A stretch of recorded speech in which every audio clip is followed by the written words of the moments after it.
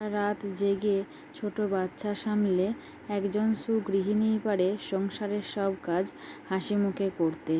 রাধে রাধে বন্ধুরা, আপনারা সবাই কেমন আছেন? আশা করি সবাই ভালোই আছেন। তো আপনাদের সবাইকে সাথে নিয়ে আমার আজকের ব্লগটা স্টার্ট করছি। সাথে থাকুন, আজকের ব্লগটা আপনাদের ভালো লাগবে। আজ হলো বুধবার, আর আমি সকাল 7টা থেকে আজকের ব্লগটা স্টার্ট করেছি। আজকে একটু ঘুম থেকে উঠতে বেলাই হয়ে গিয়েছিল। মানে ছেলে তো রাতে অনেকবার ওঠে, তো তাকে সেই জন্য আর কি ঘুম থেকে উঠতে একটু দেরি হয়ে গিয়েছিল, প্রায় 6টা বেজে গেছিলো। এই আমাদের যে ঠাকুর বাড়ির কাছে ফুল বাগান আছে, সেখানে আজকে ফুল তুলতে এসেছি। তো এখানে জবা গাছের প্রাধান্যটাই বেশি। আর এই যে সাদা জবা ফুলের গাছটা আছে, সাদা জবা ফুলগুলো অনেক বেলা করে ফোটে। তো এখন সব কুঁড়ি তো তুলে নিয়ে চলে যাই, বাড়িতে গেলে ফুলগুলো ফুটে যাবে। বাগানে সব ফুল গাছগুলো জল দেয়া হয়। এই যে কলটা দেখতে পাচ্ছেন, সজলধারার কল, সকালে জল আসে, জল দেয়া হয়। তো তারপর আমি ফুল তুলে নিয়ে বাড়ি চলে এলাম। আর বাড়িতে এসে ছেলে ঘুম থেকে উঠে পড়েছিল দেখছি, তো তারপর ছেলেকে রেডি করে দিচ্ছি।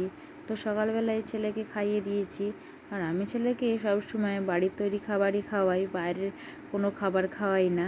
তো এতে রোগ দেরিটা অনেকটা কম হয়। তারপর ছেলেকে আজকে একটা মেয়েদের ড্রেস পরিয়ে দিলাম। তো প্রথম ওকে দেখতে একটু কেমন লাগছিল, কেননা মেয়েদের ড্রেস সচরাচর ওকে পরাই না। তারপর উইপস দিয়ে ভালো করে মুখটা পরিষ্কার করে দিলাম। আর ছেলে তো এত ছটপটে হয়েছে যে একদম পরিষ্কার করতেই দেয় না। তারপরে ওর মাথাটা ছাড়িয়ে দিলাম, এরপর টিপ পরিয়ে দেব। তো ও এখন দেখছে যে মা ওখানে কি করছে, এত দুষ্টু যে হাতে কোনো জিনিস পেলে আর ছাড়তে চায় না। তাই সচরাচর হাতে ওর কোনো জিনিস দিই না, দিলেও ধুইয়ে দিই। তো তারপর ছেলেকে রেডি করে দিয়ে এবার মেয়ের টিফিন রেডি করতে হবে। তো মেয়েকে আজকে টিফিনে বানিয়ে দেবো রুটি, সুজি বানানোই ছিল। তো মেয়ের টিফিনের জন্য মানে অল্প করেই করছি, কেননা সকালবেলা তাড়াতাড়ি করে বেশি করা যাবে না। তারপর আমি এখানে তাওয়াতে সেঁকে নিচ্ছি রুটিগুলোকে ভালো করে। তো দেখুন রুটিগুলো বেশ ভালোই ফুলেছে।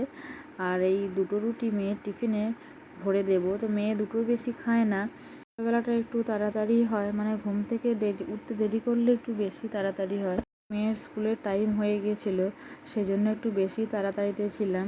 তারপর টিফিনটা ভরে ওদিকে স্কুলে পাঠিয়ে দিলাম। আর তারপর বিছানাটা বাগিয়ে পরিষ্কার করে ঝেড়ে নিলাম। আর এদিকগুলো একটু ভালো করে গুঁজে দিলাম, নাহলে তো আবার এগুলো মানে বেরিয়ে যায়। তো সেজন্য প্রতিদিন পরিষ্কার করে ঝেড়ে বাগিয়ে নিই। তো তারপর আজকে আমার রুমগুলো সব ঝাঁট দেওয়া হয়ে গেছে। তারপরে এই দাওয়াটা ঝাঁট দিয়ে নিচ্ছি।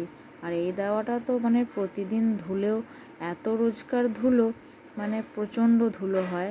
তারপর এখানে সব দাওয়াটা সব সাইকেলগুলো রাখা হয়।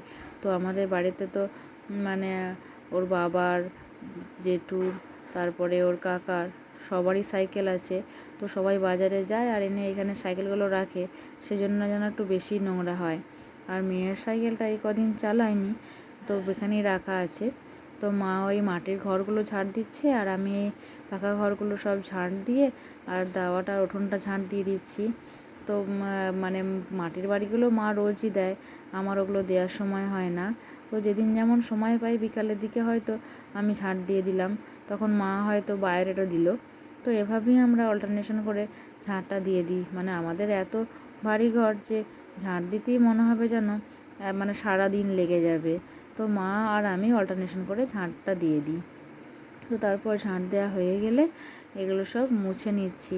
মানে এই রুমটা মোছা হয়ে গেলে তারপর রান্নাঘরটা, ডাইনিংটা সব মুছে দেবো। বেলার মতো সব তো ঝাঁট দেওয়া কমপ্লিট হয়ে গেল। আর এই মোছাটা হয়ে গেলে মানে বাসি কাজ অনেকটাই হয়ে যাবে। তো সব সময় তো কাজের তাড়াতাড়ি থাকি, কিন্তু ছেলেকে মাঝেই আমাকে খাওয়াতে হলো। তো সকালবেলা ছেলেকে স্কুলে রেডি করে একবার পাঠিয়ে দিলে ও দিদিকে দিতে যায় জেঠিমার সাথে, তো তখন আমার ঝাঁট দেওয়াটা সব হয়ে যায়। তারপর আবার বাড়িতে এলে ওকে খাইয়ে দিয়ে আবার এই মোছামুছি কাজগুলো করি। তো যতটা হয়, তারপর আবার ওর খাবারও রেডি করতে হয়। মানে ঘুম থেকে উঠলে তো আবার ওকে খাওয়াতে হয়, সেজন্য আবার খাবার রেডি করার সময় হয়ে যায়। তো এই মোছার পরই আবার ওর খাবারটা রেডি করে নেব। রেডি করে নিয়ে ও যতক্ষণ ঘুমাবে তারপর যা কাজ হয় সেগুলো আবার করব। তো এদিকে আমার ডাইনিংটাও পরিষ্কার করে মোছা হয়ে গেল, চেয়ারের তলা, টেবিলের তলা ওগুলো সব সরিয়ে সরিয়ে মুছে দিলাম। ডাইনিংটা মোছা হয়ে গেলে সিঁড়িতে অংশটাও মুছে দেব। তারপরে এই যে এখানটা রোজকার যেমন ধুয়ে দিই একটু ধুয়ে দিলাম, তো ধুয়ে দিলাম। এদিকে মোছা অংশটা আবার একটু জল চলে গেল, তো সেটাকে আবার একটু স্ট্যান্ডটা নিয়ে মুছে দিতে হবে, কি আর করা যায়। তারপর আজকে ছিল বুধবার, মানে হাটবার, তো আজকে হাট থেকে চিংড়ি মাছগুলো এনেছিল। তো ছেলেকে স্নান করিয়ে রেডি করে দিয়ে তারপর আবার এই মাছগুলো মা আর আমি বাছতে বসলাম।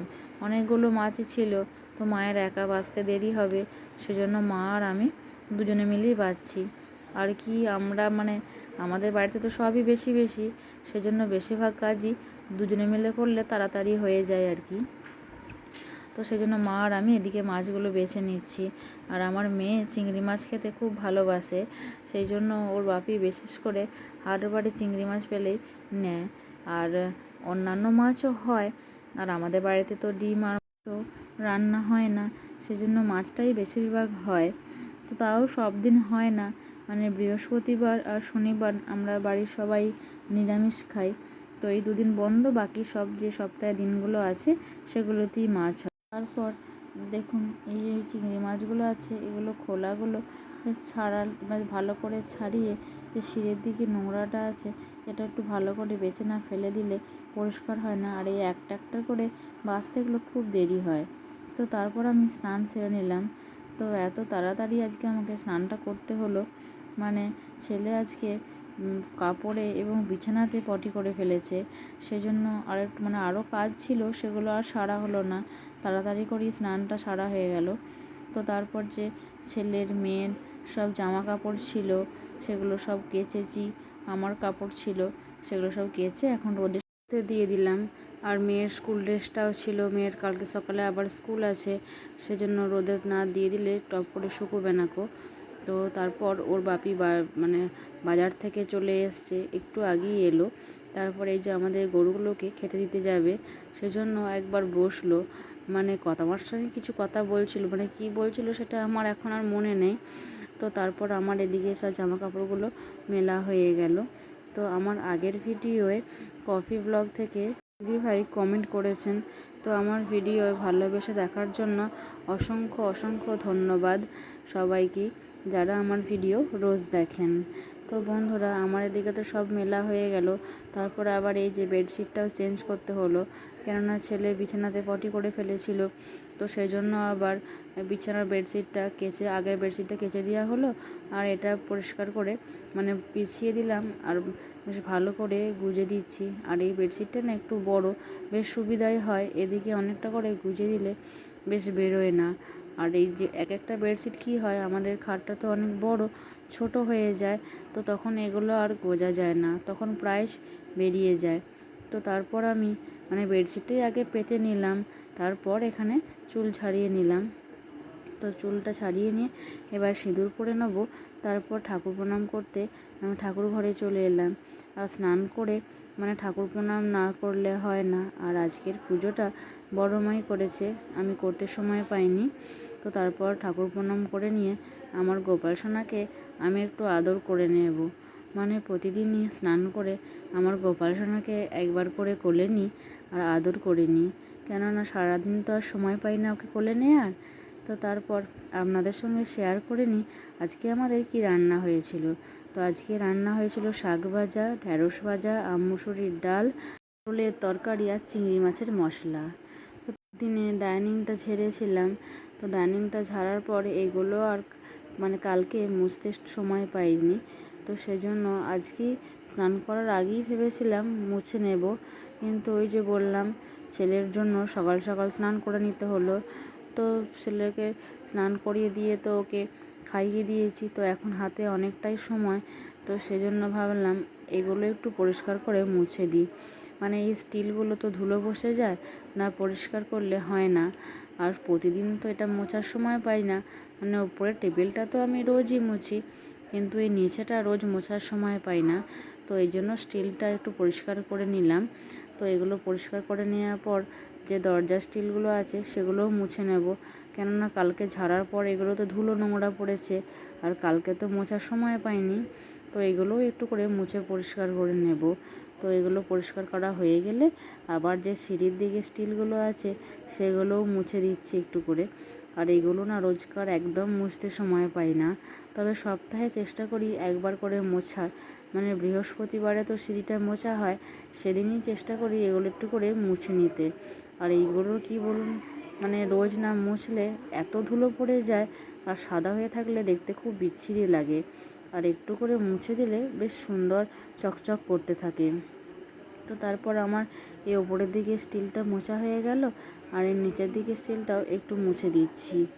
আর তারপর এরপর দুপুরের খাওয়া দাওয়া করে ছেলেকে খাইয়ে তারপরে আবার শুতে যাব। তো তার আগে এই কাজগুলো সেরে নিলে অনেক সুবিধাই হয়। তো জামা কাপড়গুলো সব শুকিয়ে গিয়েছিল, সেগুলো সব রোদ থেকে তুলে এনে গুছিয়ে নিলাম। আর চাদরগুলোও শুকিয়ে গিয়েছিলো, সেগুলো একবারে ভাঁজ করে নিয়ে একবারে আলমারিতে ভরে দেব। তো ছেলের এই বক্সটার মধ্যে সব জামা প্যান্ট আর কাঁথাগুলো রাখি। তো এরপর সেগুলো গুছিয়ে রেখে দিলাম। তো বন্ধুরা, আমার ভিডিও আপনাদের কেমন লাগে অবশ্যই আমাকে কমেন্ট করে জানাবেন। আবার দেখা হচ্ছে নেক্সট ভিডিওয়। রাধে রাধে।